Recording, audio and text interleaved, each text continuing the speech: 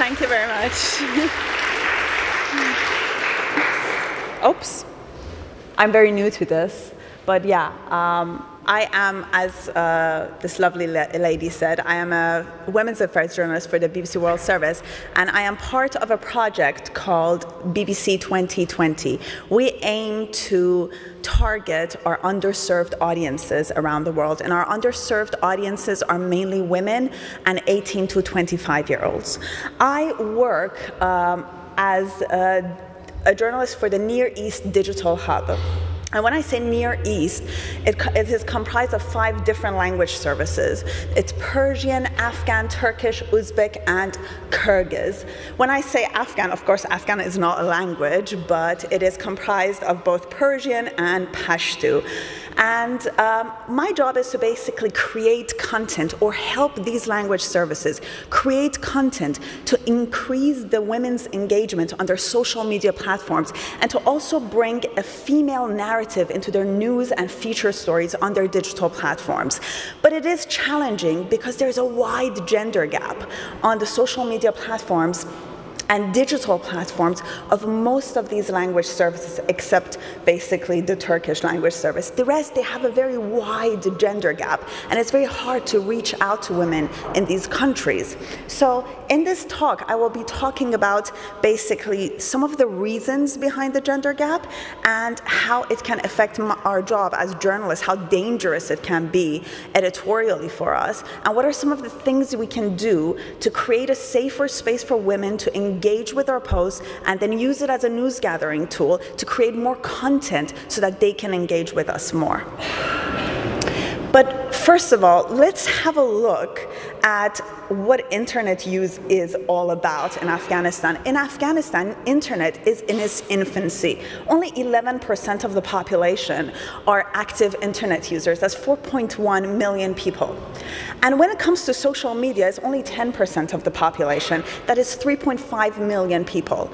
And then Facebook is the most popular social media platform, and almost everybody who's on social media is on Facebook, as you see. But look at the gender gap. It is really, really weird. 84% of the profiles registered are male on Facebook. Only 16% are female. And see how that translates into BBC Pashto platforms? For instance, we have 3.1 million followers. 96% of them are men. 4% only women, and even that 4% are not engaging with our posts. So sometimes the engagement on our posts is like 2%. And BBC Persian Facebook. BBC Persian Facebook also, it is very popular in Afghanistan. You see 81% are male followers and only 19% female. In Iran, internet is more widespread. 69% of the population are active internet users. And the social media is also very, very popular. So 49% of the population, around 40 million people, are active social media users. And Instagram is the most popular social media platform in Iran. And that is because social medias are mostly blocked and filtered by the state. So the only platform which is not filtered by the state is Instagram. That is why it's so popular, 24 million people. And of course, Instagram, everybody knows, is very popular with women. So that is why you don't see a very wide gender gap here. It's only 45, you have 45% actually women on Instagram. But when it comes to BBC Persian Facebook, all of a sudden, we have 2.3 million followers and only 20% of them are female. So there's not that engagement. They're not engaging with our posts. Now, what are some of the reasons behind this gender gap? What we need to understand is that social media is another public space. In a lot of sense, it does reflect our social norms in our offline public spaces. And what you need to understand about a culture and a society as conservative Afghanistan is that public spaces are really, really hostile to women. In Afghanistan, women are not accepted to be present in public spaces without a male relative. If they are present, they have to be modest, submissive, and not interact with the opposite sex. Even when they do all of that, they are still subjected to harassment, bullying, sexual harassment, and shaming.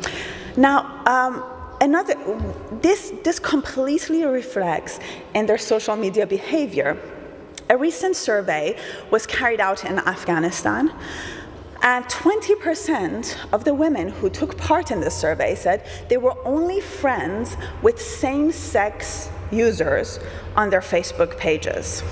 35% of them were only friends with family members, whereas 67% of Afghan men said they were friends with mixed-gender users beyond their family and relative circles. In Iran, the society is not as conservative as Afghanistan, but it is still a sexist society. Sexism drips all over this society, from the top of the political system down to the family unit. And what you see is that sexual harassment in public spaces is very common also in Iran. So most of the female Iranian and Afghan social media users report being sexually harassed, bullied, shamed after commenting on public posts or engaging in any kind of debate on a public post. Hence, their passive existence on these social media platforms.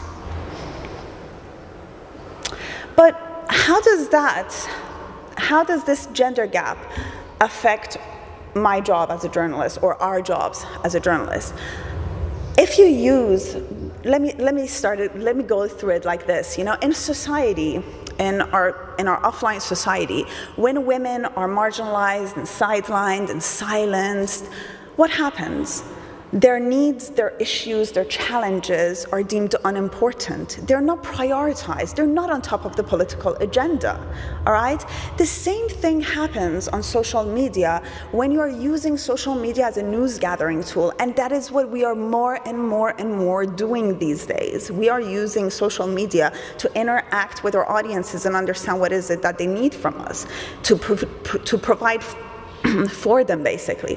So the more silent women are on our social media platforms as audiences, it affects our editorial decisions. You know, we forget that they're there. So we are just producing content that appeals to more men in the society, and we forget about their challenges and issues. And what happens, we are just marginalizing and sidelining and disenfranchising them even more. And that's why it's a vicious circle that we need to actually break as journalists. But it is challenging, but you can actually find creative ways to do it. And I have tried to find those creative ways to do it. Basically, last year, I started my job, this journey basically, as a women's affairs journalist last year. And I realized that the female narrative didn't exist on our websites mostly. It was like really, really tiny. And for instance, any kind of story that was happening, any statistics that came, we were focusing on mostly interviewing men and, you know, getting their point of view, and there was not much of a female perspective. I know I had to change that. I know if I wanted to reach out to women, I needed to change that. But I am based in London, and as a BBC journalist, I am not allowed to go to Iran. If I go, I end up in prison. So I can go, I can never leave though. So that is the problem. So I have to use social media, rely heavily on social media to reach out, to listen to people and to talk to people and to find out what is important to them. But when women are silenced, what am I going to do? You know, they're not talking to me. So I decided to create a safe space on my own Instagram profile in order for women to be able to talk to me, to comment and to engage in debates. When I started this, I only had around 9,000 followers on Instagram. I actually wanted to show my profile to you, but this doesn't have internet, so whatever. You can then go and check it. But I have 81,000 followers right now, and 63% female engagement on my profile. Now, I did this by challenging certain social norms. So as I said, one of the main reasons why women are silent and passive on our social media platforms is harassment and bullying. When I went and I checked other female journalists from our region and their profiles, a lot of them, their profiles were either private, and when I asked them, they said, oh God, I don't want to deal with this, I don't want to deal with the harassment. The others were saying, who were public and had open pages, they weren't doing anything about the harassment. So their posts, under their posts, was littered with sexual harassment and bullying, and that's why you didn't see that much female engagement. But that is part of our culture and social norm. We are told as women that we are not supposed to acknowledge this harassment. It's a disgrace for a woman to actually acknowledge it, let alone react to it. So I started to, I said I'm going to do something totally different. So I was really badly body shamed after I presented something on TV. And I decided, instead of just being quiet and silent, I decided to create a hashtag and encourage every other person who has been body shamed to use that hashtag and tweet about it. And so many women started tweeting. And it became the second hottest hashtag trend in BBC, in Persian Twitter, basically, in 24 hours. And it went on for a week, basically. And a lot of women started following my page as well. And whenever I was sexually harassed on my page, instead of silently ignoring it like a good girl that I was supposed to be, I decided to actually engage in a conversation with the person who was sexually harassing me or abusing me. I'm not saying it always worked. Sometimes it was a disaster and people were like, oh my God, what are you doing? Are you sane? But I did it. And sometimes it worked, sometimes it didn't work. But what happened was that it created a space where women could actually talk about this issue. They knew that this place was okay, they could talk about it. And men who were following my page also came to this understanding that it's not going to be ignored here. Here, they are going to be challenged. And that created a safe space. Another thing which was very important, and I think it's very important as a journalist to understand, is that to understand what the gap is, where the gap is, and how you can fill it out as a journalist, what content you need to provide for your audience in order for them to engage with you. So I was becoming members of all these popular profiles, which were very popular with women in Iran, and I realized that basically they're just reinforcing the gender stereotypes, and nobody was challenging any of the social norms because they have to pay a very heavy price for it. But I was living in London, and I could do it, so I said, okay, I'm going to do it. So I started talking about very taboo stuff and giving information about it. You know, talking about what is happening around the world. What is the debate about, for instance, virginity tests and stuff like that. And women started to engage even more. And they started to follow. They were like, oh, this page is giving me some perspective. It was different than cooking and fashion and makeup and how to be a good wife, you know. So these were some of the things I did to create a safer space for women. But how does that translate into, you know, our basically, how do you say it, on our platforms on BBC? Let me see if I can play this for you. I try. Yes, I can. So this is, you know, I wanted to do a season about disability in Iran, but I didn't want to talk about just disability. I wanted women with disabilities to talk about what it means to be a woman and a sexual being and wanting to feel beautiful but have a physical disability. So I reached out to my followers on Instagram, and they started filming themselves and telling me their stories. And we put these on our Facebook pages. So on a Facebook page that you only had 18% female engagement, we had 54% women engagement with these posts. With this post, this is a girl. She was born with a physical disability in her hand and her feet, and she was always covered by her parents because they didn't want to show it. It's, you know, you don't want a girl who has a physical disability in Iran, basically.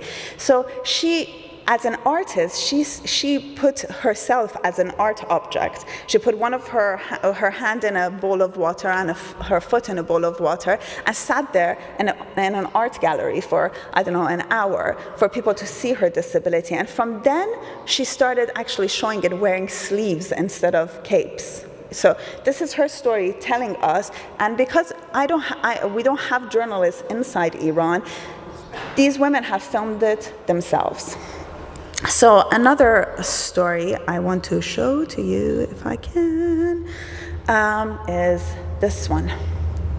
This is also a woman. She is in Iran. She became paralyzed after a car accident in Iran, and she is talking about how she has tried to keep up and be the woman that she always was, you know, getting her hair done, wearing her makeup, buying nice clothes for herself, and just continue being a woman.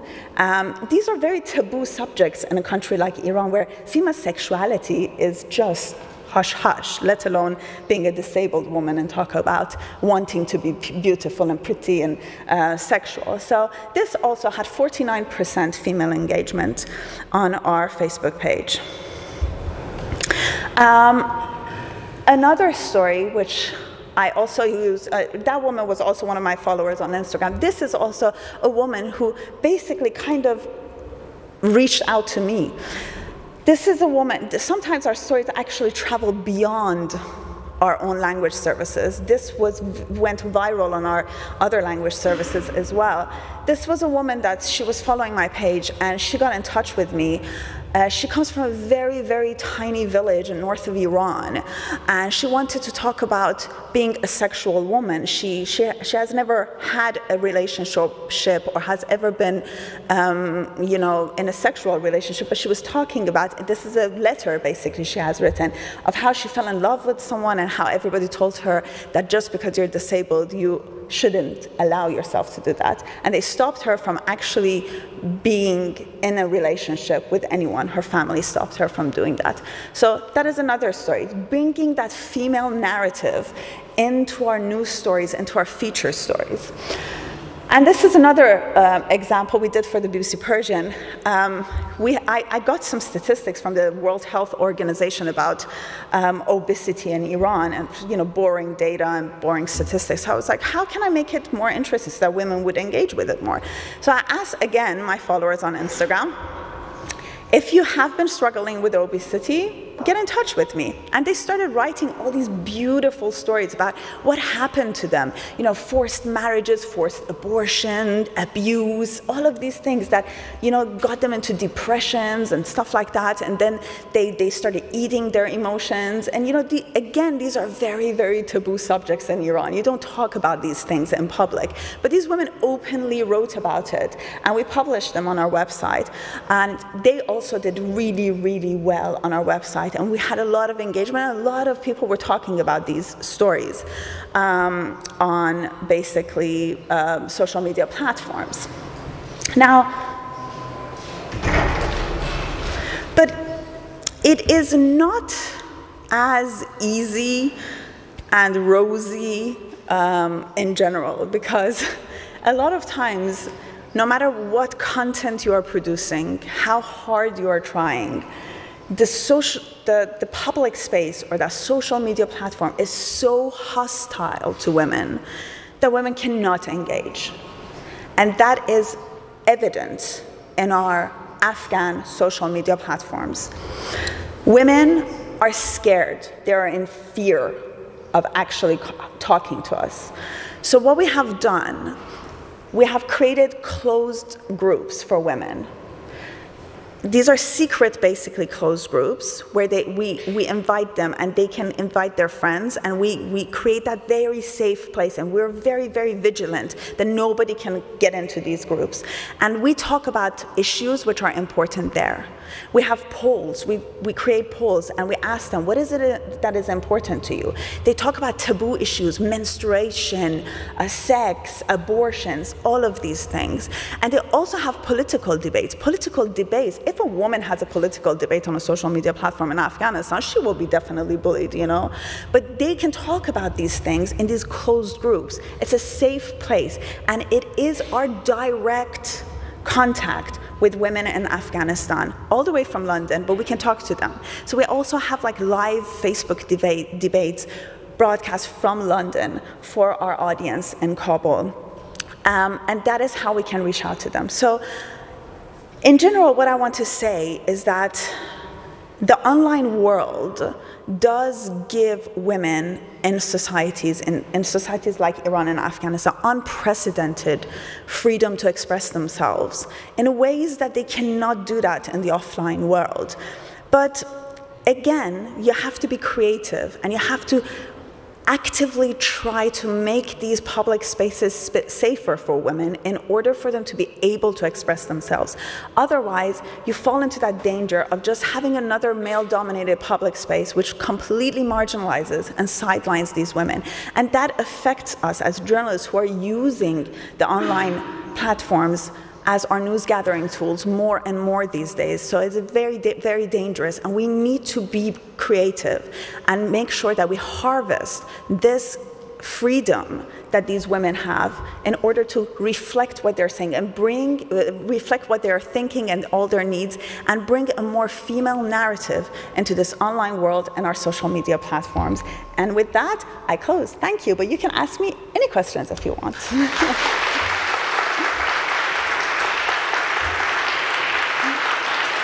So if you have any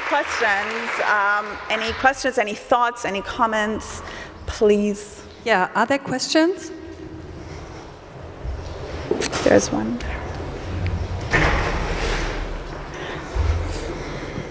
Hi, thank you very much. I've got a question. Maybe it's like a Western perspective, because I'm not very good at those countries. But when the women from those countries are showing their face and their pictures, isn't there a safety issue? Oh, I'm telling you, there is.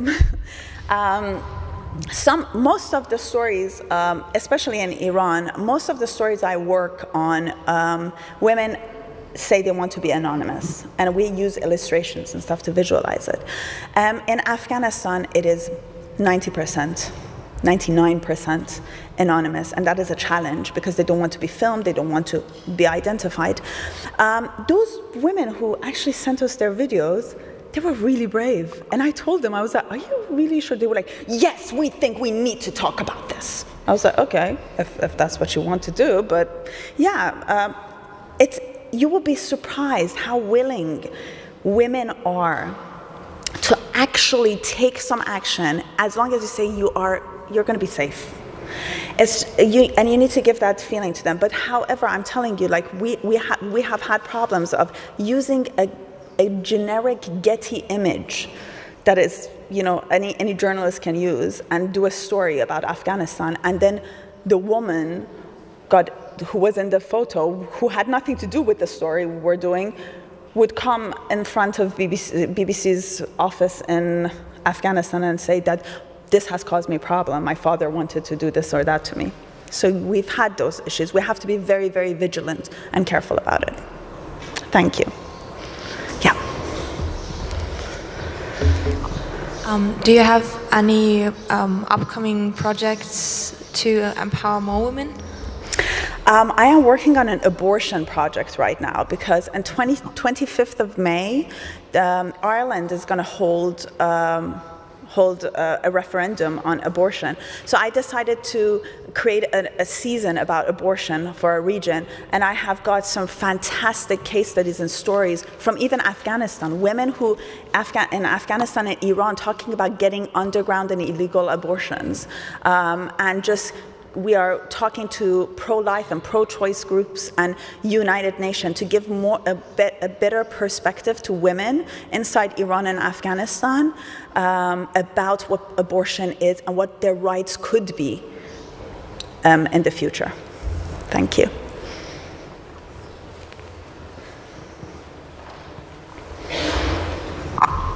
Hi, thanks again for this talk. Very inspiring. I think it's a very simple kind of solution that goes right where it should go.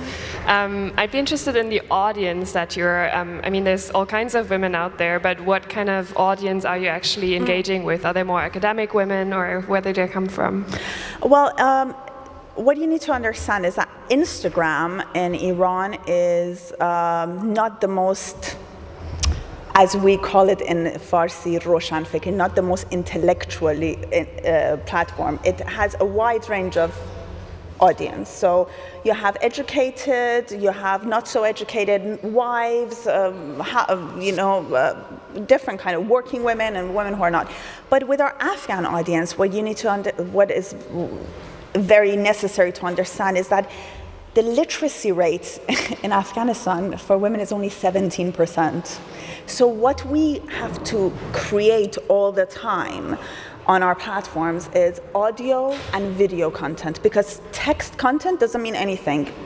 That's why they don't go on our website or anything, you know, and that's why they cannot also engage like that. So we also have closed WhatsApp groups where they can send us audio files and talk to us, because that is the most important thing. You know, 17%, that means basically nothing, the literacy. So we have a wide range, but of course, different platforms are different. You know, Facebook in Iran is banned, so it's not that popular, but in Afghanistan, it is basically the urban population of Afghanistan. Thank you. So there's one last question. Hi, thanks. Sorry that I'm a guy asking the last question. Very well, great. Thank you for this. This is great. I guess I have like kind of a two-part question. Sorry? I have two mini questions. One is, I do feel like the onus for changing this is probably very much on these platforms. Sorry? I do feel like the onus for changing this, like I feel like somewhat the responsibility of, if there's only 17% engagement on Facebook, I feel like Facebook can probably do more to make that, to increase that, right? And they probably have a strong incentive to do that. Sorry. That was actually not quite. Yeah, but go for it. Sorry, that can be. So, well, I was just, like, I know Facebook a year ago rolled out a thing in India where they allowed women to add like a shield so that their photos would be downloaded. I was just going to ask if you'd seen that much. And then also if you have practical ideas around like what Facebook and others could be doing. Well, I don't really know what Facebook can do. The thing with Afghan culture is that, you know, it's not really much about, I don't think it's that much about what a Facebook can do. It is that the social norms in Afghanistan are extremely rigid. And a lot of women who also have mobile phones in Afghanistan and can get on social media platforms, they have like child locks on it, so their husbands don't allow them to go on certain websites and stuff. It's not like Facebook can do much unless they go to Afghanistan and think of something. But yeah, I think it's a lot of social norms which are really, really rigid that just suffocate that. And women don't have economic independence and autonomy as well. So I hope I gave you the answer. Thank you. Thank you so much for your inspiring talk about your empowering work. Thank you.